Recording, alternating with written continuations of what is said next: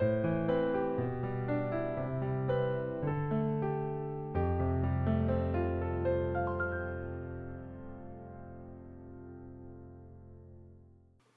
오늘도 매일 주심 기도에 나오신 여러분 모두를 환영하고 축복합니다.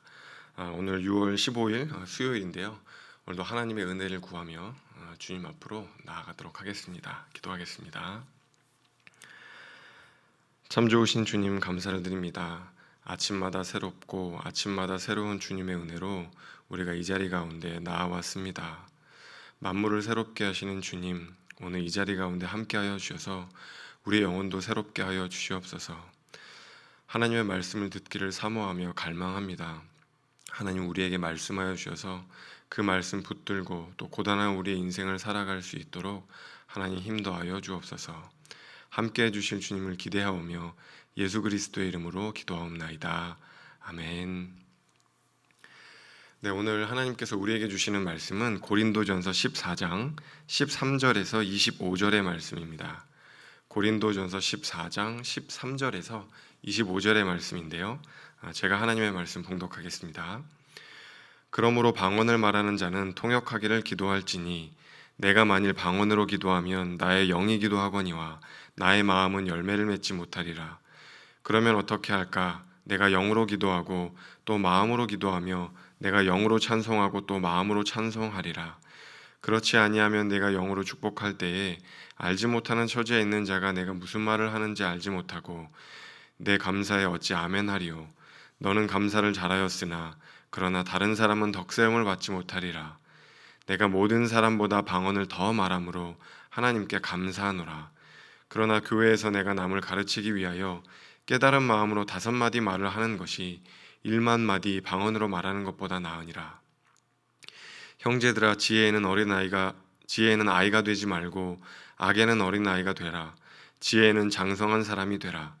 율법에 기록된 바 주께서 이르시되 내가 다른 방언을 말하는 자와 다른 입술로 이 백성에게 말할지라도 그들이 여전히 듣지 아니하리라 하였으니, 그러므로 방언은 믿는 자들을 위하지 아니하고 믿지 아니하는 자들을 위하는 표적이 되나 예언은 믿지 아니하는 자들을 위하고 믿는 자들을 위함이니라. 그러므로 온 교회가 함께 모여 다 방언으로 말하면 알지 못하는 자들이나 믿지 아니하는 자들이 들어와서 너희를 미쳤다 하지 아니하겠느냐.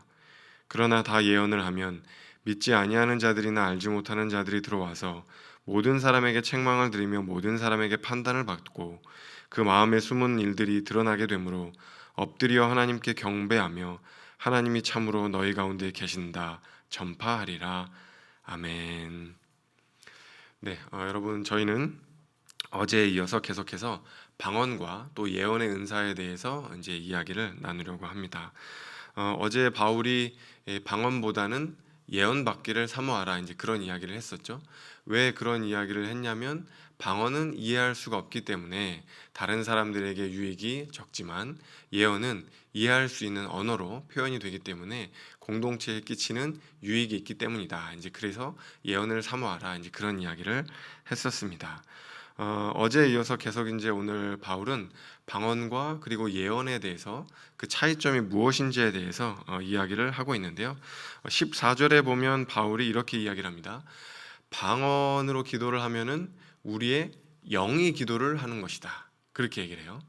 영이 기도를 하기 때문에 우리의 마음에는 열매가 없다. 이제 그렇게 이제 이야기를 합니다. 왜냐하면 방언은 이해할 수 없는 언어라고 말씀을 드렸잖아요. 그러니까 우리의 마음으로 이해하면서 드리는 기도가 아니기 때문에 우리의 마음으로 기도하는 것이 아니라 영이 기도하는 것이다. 이렇게 이제 이야기를 하고 있습니다. 그래서 이제 바울은 영으로 그러니까 방언으로 또 기도를 한다고 하죠. 모두가 다 방언 받기를 이제 바란다고 했으니까 방언으로, 영으로도 기도를 하고 또 15절에 뭐라고 하냐면 자신은 마음으로도 기도한다고 이야기를 하고 있어요. 그러니까 방언으로도 기도하고 일반적인 언어로, 마음으로 그렇게도 이제 기도를 한다는 거죠. 이제 여기까지만 딱 이야기를 하면 고린도 교회의 방언의 은사를 아주 소중히 여기는 사람들, 그 은사자들이 이렇게 이제 이야기할 수도 있을 것 같아요. 바울이 마음으로 깨달아서 기도한다고 하는 것에 대한 그 이제 뭐랄까요, 진의를 헤아려서 이제 이야기하는 게 아니라 바울이 저렇게 이야기하는 건 방언 기도에 자신이 없었다. 하늘의 은사를 잘 모르기 때문이다. 은사의 세계에 눈 뜨고 나면은 방언이 얼마나 유익한지 눈 뜨고 나면은 바울이 저렇게 얘기할 수 없을 텐데 바울이 뭔가 좀 잘 몰라서 그런 거다. 이렇게 이제 이야기할 수도 있잖아요. 그러니까 이제 바울이 그런 것들을 미연에 차단하기 위해서 18절 19절에 이렇게 이야기합니다.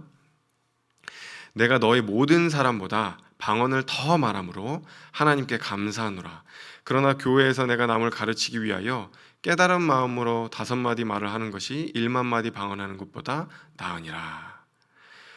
여러분, 그러니까 지금 바울이 방언을 잘 못해서, 방언 기도를 많이 안 해서, 하늘의 세계를 잘 몰라서 이렇게 얘기하는 게 아니라는 거예요. 바울은 자신이 마음만 먹으면 할 수만 있으면 남들이 알아듣지 못하는 신비한 언어를 폭포수같이 쏟아놓을 수도 있다. 나는 하려면 그렇게 할 수도 있는 사람인데 그렇게 안 해왔다. 이제 그런 이야기를 하고 있는 거예요. 자신이 그렇게 남들이 알아들을 수 없는 거룩한 방언을 막 몇 시간 동안 그렇게 하면서 또 공중 앞에서 막 하면은 굉장히 거룩해 보이고 영적이고 또 자신의 어떤 권위가 생길 수도 있지만 자기는 그런 것으로 자신의 권위를 주장하고 또 자랑하고 또 과시하려고 하지는 않는다는 이야기를 하고 있습니다. 여러분, 왜일까요? 그렇게 기도를 막 하면 영적으로 보일 수는 있겠지만 다른 사람들 앞에서 거룩하게 보일 수는 있겠지만 알아들을 수가 없으니까 공동체의 유익이 없잖아요. 그러니까 공동체의 유익을 위해서 덕을 세우기 위해서 자신이 그런 특권과 영광을 누릴 수도 있지만 그걸 포기하고 내려놓는 것이다라는 이야기를 하고 있는 거죠. 저는 이 부분이 제게 좀 이렇게 많이 와닿고 또 은혜가 됐습니다. 바울은 마음만 먹으면 자신의 권위를 무시하는 사람들 앞에 가서 막 샬라샬라샬라 하면서 몇 시간씩 기도하면서 자신의 엄청난 권위를 주장할 수도 있었을 텐데 그렇게 하지 않았구나. 자신의 은사나 어떤 영적 체험들을 가지고 사람들이 이렇게 압살하려고 하지 않았구나. 그런 것들이 자기 자랑의 도구로 자신의 은사와 자신의 영적 체험들을 사용하지 않았다는 것이 저에게 이제 좀 마음에 많이 와닿게 됐습니다. 오히려 바울은 자기가 하나님을 얼마나 사랑하고 또 고린도 교인들을 얼마나 사랑하는지를 말하기 위해서 얼마나 많이 매맞고 파선당하고 헐벗고 굶주렸는지 고린도 후서에서는 또 그런 이야기들을 많이 하고 있어요. 그래서 고린도 후서 11장 28절 30절에 보면 이렇게 이제 얘기합니다. 제가 읽어드릴게요. 이 외의 일은 고사하고 아직도 날마다 내 속에 눌리는 일이 있으니 곧 모든 교회를 위하여 염려하는 것이라. 누가 약하면 내가 약하지 아니하며 누가 실족하게 되면 내가 애타지 아니하더냐. 내가 부득불 자랑할진대 내가 약한 것을 자랑하리라. 내가 약한 것을 자랑하리라. 여러분, 바울은 뭘 자랑했다고 하죠? 자신의 약함을 자랑했다고 이야기를 하고 있어요. 그럼 참 이상하죠? 남들은 다 자신이 어떤 은사를 가졌는지, 얼마나 거룩한지, 얼마나 영적인 체험을 했는지를 자랑하고 있는데 바울은 자신의 약함을 자랑하고 있다니요. 자신이 얼마나 헐벗고 얼마나 눌리고 얼마나 고난당하고 있는지를 바울은 자랑했다고 이야기를 하고 있어요. 여러분, 어째서 바울은 그랬을까요? 바울이 그랬던 이유는 자신이 얼마나 하나님을 사랑하고 얼마나 고린도 교인들을 사랑하는지를 자신의 고난당함을 통해서 자신의 약함을 통해서 보여주고 싶었기 때문입니다. 바울은 그런 사람인 것 같아요. 누가 실족하면 자기도 실족한 것처럼 되고 누가 약해졌다고 이야기하면 자신의 마음도 약해지는 것과 같은 그런 사람, 그만큼 누군가를 사랑하는 그런 사람이었던 것이죠. 저는 이 말씀을 읽으면서 저 스스로를 많이 돌아보게 됩니다. 저는 무엇을 자랑하고 있는가? 저는 무엇을 과시하고 있는가? 저는 또 무엇 때문에 약해지고 있는가? 저 스스로를 많이 돌아보게 되었던 것 같습니다. 무엇으로 가르치고 있는가? 바울은 삶으로, 성도들을 사랑하는 마음으로 가르치고 있는데 나는 무엇으로 가르치고 있는가? 많이 좀 스스로를 돌아보게 되었던 것 같습니다. 저는 우리 높은 뜻 덕소교회 성도님들 안에도 이런 자랑이 있었으면 좋겠어요. 어떤 은사나 어떤 영적 체험을 가지고 자랑하기보다는 실족한 어떤 사람 때문에 우리 마음도 약해지고 우리도 그것 때문에 누군가를 사랑해서 고난당하고 희생하고 때로는 오해를 사기도 하는 그런 자랑이 있었으면 좋겠다는 마음을 품어봅니다. 이제 바울은 20절에서 그런 이야기를 합니다. 지혜에 있어서는 어린아이처럼 되지 말고 장성한 사람이 되라. 갑자기 바울이 이런 이야기를 왜 할까요? 지혜에 있어서는 장성한 사람이 되라, 이런 이야기입니다. 그러니까 우리가 사람들과 함께 있을 때, 모임 중에 있을 때, 공적인 그런 자리 가운데 있을 때 막 남들이 알아들을 수 없는 방언을 막 한다고 해보세요. 그러면 여러분, 이 사람도 저 사람도 다 방언을 말하는 거예요. 여기 계신 모든 분들이 다 방언을 하는데 어떤 한 분만 방언을 못하는 거죠. 세신자이든 무엇이든지 간에 한 분만 방언을 못하는 거예요. 그럼 여러분, 그 한 분이 어떨까요? 내 자리가 아닌가 보다, 그런 생각하지 않으시겠어요? 나만 하나님이 은사를 안 주셨네, 하나님 나만 사랑하지 않으시나 보네, 그런 생각하실 수도 있잖아요. 그러니까 소외감을 느끼실 수 있겠죠. 그러니까 바울이 그걸 이야기하는 거예요.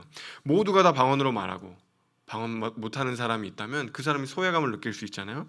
그러니까 그렇게 어떤 사람에게 소외감을 주는 것, 환영받지 못한다는 느낌을 주는 것, 이것은 어린아이처럼 공동체 내에서는 어린아이처럼 유치한 일이라는 그런 이야기를 하는 거죠. 우리가 그리스도 안에서 한 가족이고 다 한 식구인데 그렇게 소외감을 주면 되겠느냐? 그렇게 하면 안 된다, 그런 이야기를 하고 있는 거죠.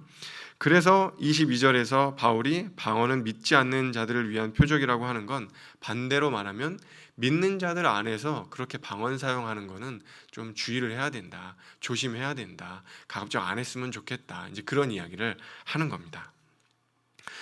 이제 이와는 반대로 예언은 믿는 사람들을 위한 표적이다, 이제 그렇게 이야기를 하고 있어요. 당연히 이제 예언은 이해할 수 있는 언어로 표현이 되니까 공동체 안에서 이제 덕을 세우기 때문에 이제 그런 거죠.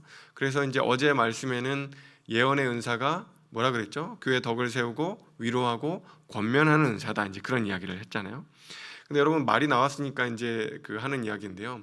여러분, 예언의 은사라는 게 기본적으로 어떤 은사인지 아시나요? 예언. 그러니까 어제도 이제 미래를 맞추는 은사는 아니라고 이제 말씀을 드렸죠. 그게 본질은 아니다. 근데 예언의 이 예자가 이제 무슨 예자인지가 중요한데요. 예자가 이제 미리 예제, 미리 예자가 아닙니다. 그러니까 예습하다, 예보하다, 예고하다 할 때 그 예자가 아니에요. 그럼 어떤 예자인가 하면 예금하다, 예치하다 할 때 쓰는 예자예요. 그렇죠? 예금하다, 맡겨두다, 이제 이런 예자잖아요. 그러니까 맡길 예자를 이제 쓰는 거죠. 그러니까 하나님께서 어떤 개인과 공동체에게 어떤 말씀을 들려주시기 위해서 말씀을 맡긴다, 부탁하다, 이런 의미가 있는 거예요. 그러니까 말씀을 대신 전하는 거, 이게 이제 예언의 은사의 그 예자인 것이죠. 그러니까 이제 여러분, 예언이 이제 처음 등장한 거는 신약 시대는 아니잖아요. 구약 시대의 예언이 이제 처음 등장을 했잖아요. 근데 구약 시대에 이제 예언자들을 보면요, 여러분, 특징이 있어요. 특징. 여러 가지 특징이 있는데 오늘 제가 좀 말씀드리고 싶은 거는 뭐냐면, 구약 시대 예언의 특징 뭐냐면 이스라엘 민족의 삶과 신앙, 그리고 공동체의 운명에 끊임없이 관심을 갖고 이제 선포한다는 거예요. 예언자들이.